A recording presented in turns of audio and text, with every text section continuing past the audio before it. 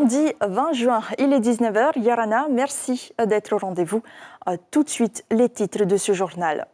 À l'aéroport aux couleurs du parti Bleu Ciel, les militants du Tavini Huir Attira se sont déplacés en nombre pour fêter le départ des 3 députés à Paris. Une victoire inattendue même au sein du monde syndical. Les syndicalistes qui espèrent que leurs revendications remonteront à Paris. Et ce soir, nous recevons le président du Tavini Huir Attira et maire de FAA, Oscar Temaru, est l'invité de ce journal. Le don d'organes, une cause nationale mais aussi territoriale. Le centre hospitalier veut en parler pour sauver plus de patients. Plus d'une centaine de transplantations en attente. 20 minutes pour convaincre les candidates à Miss Haiti avaient rendez-vous pour le rite du grand oral. Aujourd'hui, c'est leur éloquence qui a été mise à rude épreuve. Il y avait de la joie et des sourires, de la musique, mais surtout un vent de fierté qui a soufflé hier soir à l'aéroport de FAA. Une effusion que l'on doit à une centaine de militants indépendantistes. Drapeaux aux couleurs du Tavini Huir Attira ont flotté en ombre dans les airs pour célébrer le départ inespéré des 3 députés à Paris pour rejoindre le Palais Bourbon. Une première dans l'histoire du pays et du parti. Ils étaient là pour les encourager. Laïna Tetouanoui et Sandro Ly ont recueilli ces réactions. Écoutez. Je suis ici ce soir pour encourager nos 3 députés qui s'en vont ce soir à Paris pour nous représenter à l'Assemblée nationale. Je suis ici pour leur apporter un petit message, pour leur remercier, pour les encourager. Ils sont jeunes, hein? Tous les deux. C'est bien pour eux deux. Hein? Tu t'attendais à ce qu'il y ait 3 députés du même groupe politique? Comme ça, madame. Et après, ah là là, tous les 3 ont passé. Content. Je suis là pour les soutenir, pour les 3 députés de la Polynésie française. C'est une première. C'est une première dans l'annale du Tavini Huir Attira. Vous en êtes fiers? On est fiers. Ces 2 jeunes sont super. Le 28 juin à 15h débutera la première séance publique de la 16e législature. Alors que les députés élus du Tavini sont en France pour prendre leurs fonctions, ici, en Polynésie, les syndicalistes se préparent au changement. Pour eux aussi, cette victoire est historique. C'est une page qui se retourne. Ce sont des jeunes qui arrivent. S'est réjoui Atonia Ter Inohorei. Ils vont avoir de nouveaux interlocuteurs pour tenter de faire avancer leur dossier à Paris. Élodie L'Argentan et Hubert Liao. Le retour des fonctionnaires d'État polynésiens a été l'un des principaux thèmes de campagne. Alors l'UNSA Éducation a bon espoir de voir le sujet porté par les députés Tavini à l'Assemblée nationale. Il y a une prise de conscience en fait de la part de l'État sur ce dossier. Ils se sont aperçus effectivement qu'il y avait des incohérences et une inéquité en fait de traitement en fonction qu'on était fonctionnaire polynésien ou d'outre-mer et un fonctionnaire lambda.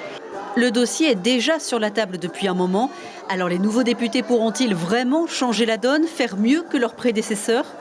3 députés ici en Polynésie avec tous ces députés en métropole. Bon, est-ce qu'ils vont faire le poids ? Moi, je ne suis pas convaincu. Pour Mahinui Temarii, peu importe la couleur des députés, c'est l'année prochaine, dit-il, lors des territoriales, que ça va vraiment se jouer. On peut demander par les députés, par les sénateurs. Non, ce qu'il faut, c'est de diriger le pays et c'est nous-mêmes qui doit décider et non pas la France. Parce que si c'est la France qui décide, on n'aura rien du tout. Du côté du patronat, silence total, on ne fait pas de politique, nous disent les représentants des entrepreneurs. Et on accueille à présent notre invité, Oscar Temaru. Yarana. Yarana, bonsoir. Merci d'être sur Polynésie la première ce soir. On vient de l'entendre, ce syndicaliste qui précise que les 3 députés ne feront pas le poids à Paris face à 574 autres députés. Est-ce que cela est vrai pour vous ? Je ne pense pas que ce soit comme ça qu'il faut interpréter ce qui se passe à l'Assemblée nationale. Vous savez, pendant plus de 20 ans, j'ai côtoyé ce grand monsieur. Il était député de la Nouvelle-Calédonie, monsieur Roch Pidjo. Il était tout seul au sein de l'Assemblée nationale. Et il était respecté pour ses idées. Là, depuis les élections, toute la France sait qu'aujourd'hui, il y a 3 élus indépendantistes. Ça veut dire quoi ? Ça veut dire que la population de notre pays revendique un droit reconnu par la Constitution française et par la Charte des Nations Unies. Et c'est ça l'essentiel. Parmi les propos que nous avons retenus de nos 3 députés, ils ont parlé d'une dette de la France de 100 milliards à partir des années 77. Je pense que c'est très important, au lieu d'aller chercher l'argent dans la poche de toujours les mêmes contribuables, l'État a une dette, il faut que l'État assume ses responsabilités. Alors justement, on l'a entendu aussi, il va falloir aujourd'hui répondre aux attentes de la population, des syndicalistes et du patronat. Il y a le pouvoir d'achat qui est une grande préoccupation de la population et qui était un sujet sur lequel le Tavini Houir Attira a beaucoup insisté durant cette campagne. Quel pouvoir d'achat pour les Polynésiens sans l'appui financier de la France et surtout sans Emmanuel Macron? Je pense qu'il n'y a pas que le pouvoir d'achat. Ce pays a besoin, je dirais, d'un plan Marshall bis pour redresser l'économie de notre pays. Je prends un exemple. Il y a quelques années de ça, on avait parlé de l'aéroport de Faa, qui, en cas de changement climatique, va se retrouver dans l'eau. Donc, il faut construire une piste en montagne. Ça veut dire qu'il faut construire une nouvelle ville en montagne. On a parlé de la route traversière pour aller jusqu'à Travon. Je suis allé avec une délégation de Chine rencontrer les Tamras de Travon. J'ai rencontré le président de notre gouvernement pour leur parler de ce projet-là, qu'ils étaient prêts à investir chez nous. Et ils avaient simplement besoin de l'autorisation de ce qu'on appelle le droit de péage. Pour pouvoir investir dans un tel projet, l'AFD, je veux dire que la France, le pays n'a pas les moyens qu'il faut. Donc il faudrait s'associer avec la Chine. Non, laissez-moi terminer. Il faut que nous soyons un État souverain à accès auprès de la Banque mondiale, auprès de la Banque asiatique de développement, auprès du Fonds monétaire international. Voilà ce qu'il faut faire. Dans la situation actuelle, on ne peut pas s'en sortir. Je ne veux pas parler du projet des Marquises, où il y a de gros travaux d'infrastructure à faire, aéroportuaire. Je ne veux pas reparler du projet de Hall. Là aussi, il y a de gros investissements à faire pour créer des emplois, pour relancer l'économie de notre pays. On ne peut pas le faire avec les moyens actuels, et institutionnels et financiers. Ce n'est pas possible. La France n'a pas les moyens. Donc pour vous, il faudrait être indépendant demain, mais pourtant vous avez... Absolument. Non. Je pense qu'il faut préciser, il n'y a pas d'État indépendant. Les États vivent en interdépendance. Il s'agit de souveraineté, de droit de souveraineté qui a été reconnu au peuple mahorais par l'Organisation des Nations Unies. Mais ça se fera un peu plus tard, comme vous l'avez déjà indiqué. Justement, c'est voilà, un discours nous que souhaitons vous ne tenez avoir plus. cette réunion tripartite à l'ONU, avec la France, nous-mêmes, et l'ONU servant d'arbitre, pour parler de toutes les questions là. Les syndicats parlent des fonctionnaires et tout ça. Ça se négocie dans des accords de coopération. Et avec vos 3 députés, vous espérez que la voix de la Polynésie sera entendue, puisque depuis la réinscription en 2013, rien n'a évolué. Il y a eu nos adversaires politiques. D'abord, on a essayé de nous retirer de cette liste. L'État lui-même est intervenu en 2020 et 2021, et la réponse des Nations Unies a été claire et nette. La France doit respecter notre droit de propriété et notre droit de souveraineté sur ce pays fabuleux de 5 millions de kilomètres carrés. C'est d'abord pour ça qu'on doit se battre.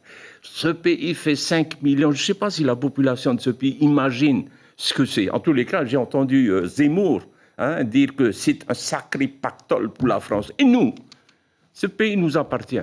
Merci beaucoup, Oscar Temaru, pour ces premières réponses. Nous allons revenir avec vous juste après cet extrait. Désavoué par les urnes, le chef de la majorité se retrouve confronté à une crise politique. Le ciel est tombé sur la tête du camp présidentiel dimanche avec les résultats des élections législatives. Pour le Tapura Houir Attira, l'église protestante maori a joué un grand rôle dans cette victoire. Jean-Christophe Bouissou, le vice-président et porte-parole du gouvernement, l'a dit à Ibrahim Ahmed Aziz. L'église protestante maori s'est carrément affichée, pour ainsi dire, pour le parti indépendantiste. Et il suffit de suivre les sermons, les homélies dans les paroisses, et y compris à la télévision, où on entend parler de la théorie de la libération du peuple juif, qui est donc le peuple maori. Et cette théorie de la libération, c'est évidemment la libération des fourches caudines de la France. À l'époque, c'était de l'Égypte, et l'accession, évidemment, des Juifs vers leur liberté. Et la liberté ici, c'est l'indépendance vis-à-vis de l'État français. Donc tout cela concorde, et c'est vrai, moi je le dis, tout de go. Et ici, sur un plateau de Polynésie la Première, oui, l'Église protestante maori, c'est clairement affiché pour le soutien à l'indépendance. Oscar Temaru, à l'issue du second tour, vous avez remercié le Seigneur, vous avez aussi parlé de miracles au Tavini. L'Église protestante, on le sait, a toujours été indépendante, plus qu'avant ou pas pendant ces élections, selon vous? C'est une accusation gratuite, c'est sans fondement. J'aimerais simplement rappeler que toutes les confessions religieuses ont soutenu la réinscription de notre pays à l'ONU, avec le soutien de l'Organisation mondiale des églises, et ça s'arrête là. Pour parler du peuple d'Israël dans le désert, de l'évangile de la libération, on n'a pas besoin des églises pour parler de ça. On sait le faire en tahitien et en français. Non, je pense qu'en tant que responsable politique, il accuse carrément jamais l'Église protestante a soutenu un parti politique de notre pays. Mais à plusieurs reprises, elle s'est affichée. Oui, ils ont parlé du droit des peuples à l'autodétermination, comme toutes les églises de notre pays. Je rappelle que toutes les confessions religieuses ont soutenu cette réinscription de notre pays à l'ONU. Alors, selon vous, ces résultats sont un désaveu sans appel pour Édouard Fritsch. Vous affirmez qu'il doit démissionner. Est-ce que vous confondez les territoriales et les législatives? Je dis simplement, j'aurais été à sa place, je l'aurais fait. Pourquoi? J'aurais démissionné. La démocratie veut que l'on respecte la voix des urnes, et c'est une condamnation également de leur politique de complaisance, de leur inefficacité dans la gestion, par exemple, de la Covid. Il y a quand même eu plus de 700 morts. Alors que gérer autrement, on aurait pu sauver plusieurs centaines de vies. Et on sait ce qui s'est passé. Ils ont dit amen à tout. C'est cette complaisance des décisions avec les décisions de l'État que le peuple a condamné. Donc pour vous, vous confirmez aussi que ces résultats traduisent une sanction forte du gouvernement d'Édouard Fritsch? Il faut que ce sont nos amis. Nous sommes un seul peuple. Qu'ils comprennent, nous n'avons pas les moyens institutionnels et les moyens financiers pour relancer l'économie de notre pays. Alors justement, pour terminer, Monsieur le maire, les députés de la Polynésie issus du Tavini Huir Atira souhaitent travailler avec le Tapura Huir Atira pour une union pour la Polynésie.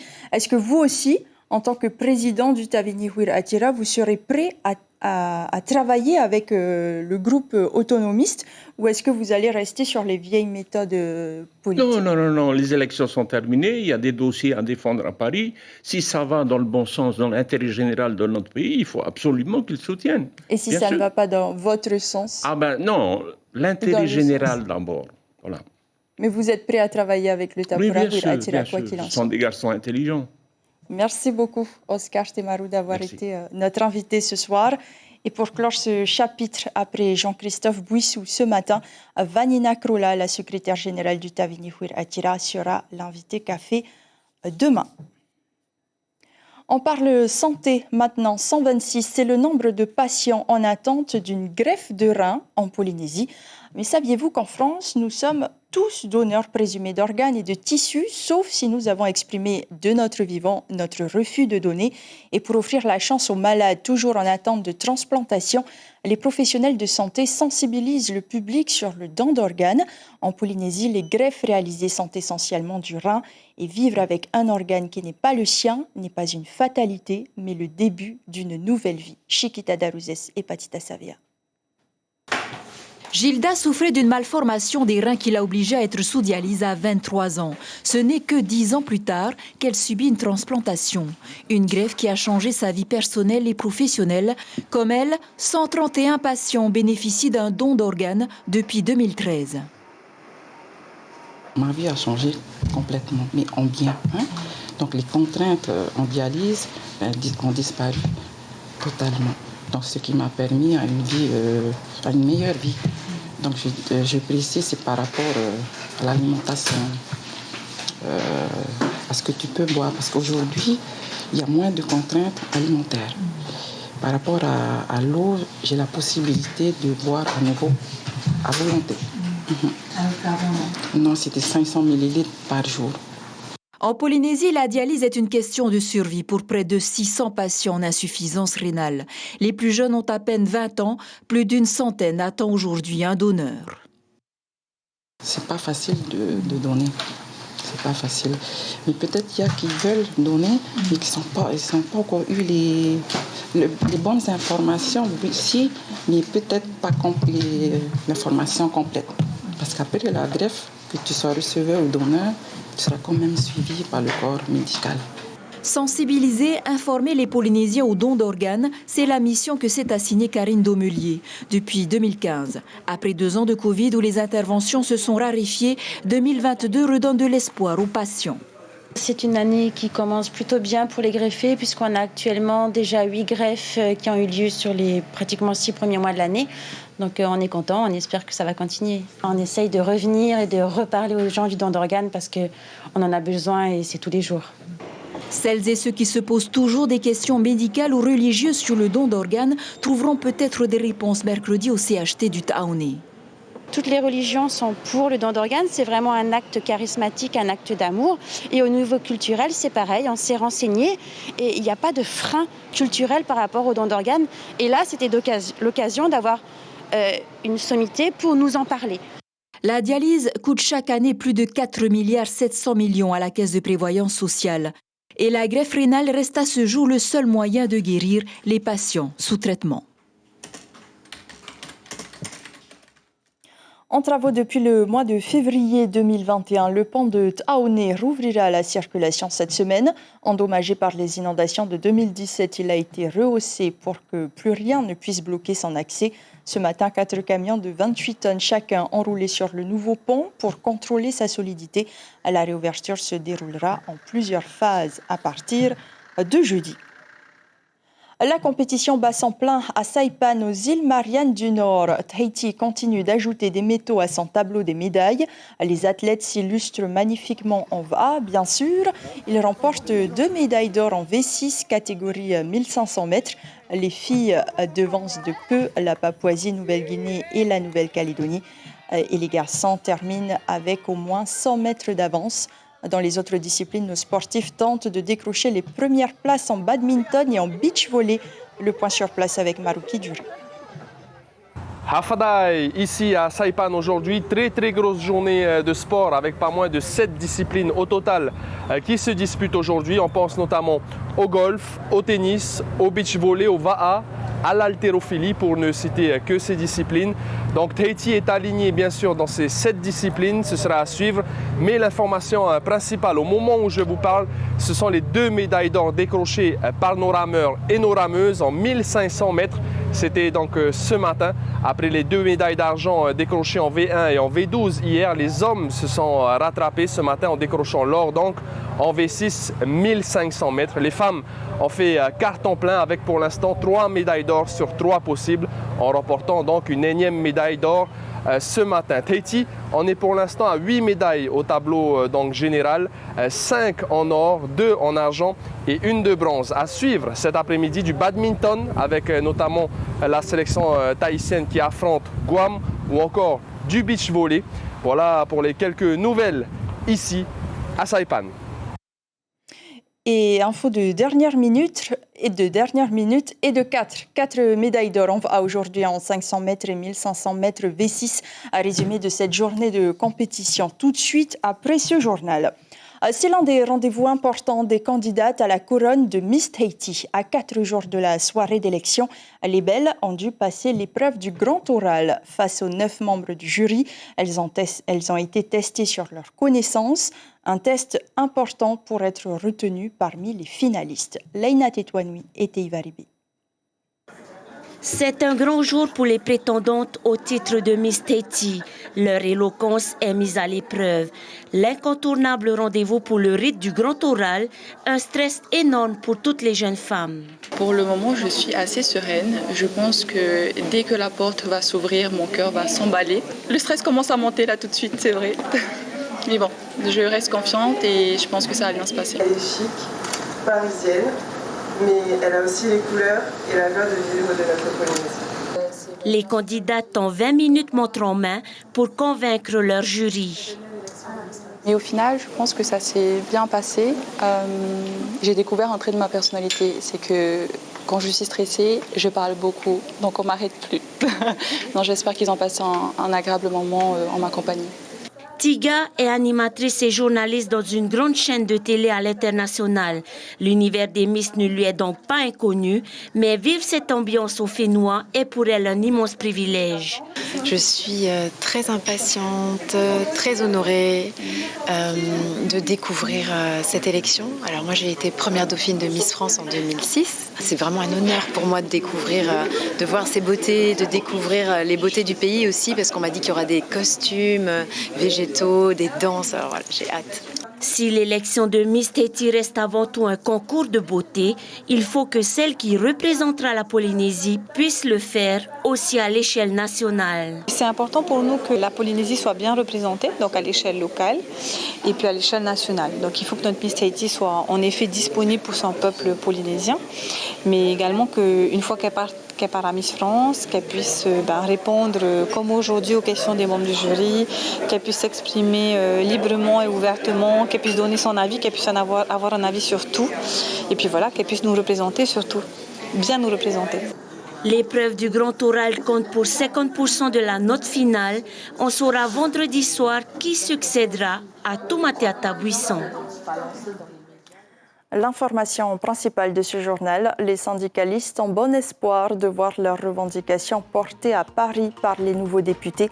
À titre d'exemple, le retour des fonctionnaires d'État polynésiens, qui a été l'un des principaux thèmes de campagne, est un dossier qui est déjà sur la table depuis un moment. Le patronat, lui, n'a pas souhaité s'exprimer au motif qu'il ne fait pas de politique. Tahiti Info revient sur le grand oral des Miss avec ce titre « Grand oral au-delà de la beauté ». Votre programme télé sur la première, 2 épisodes d'une nouvelle série intitulée « L'homme que j'ai condamné », puis Lincoln à la poursuite du Bone Collector. Merci d'avoir été au rendez-vous, très belle nuit et à demain.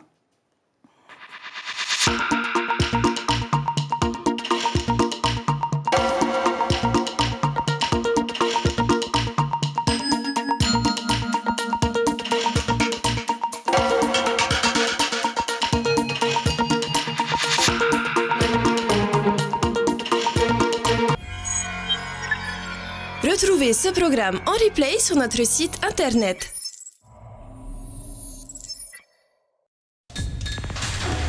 L'information en continu sur Polynésie la première, internet et réseaux sociaux.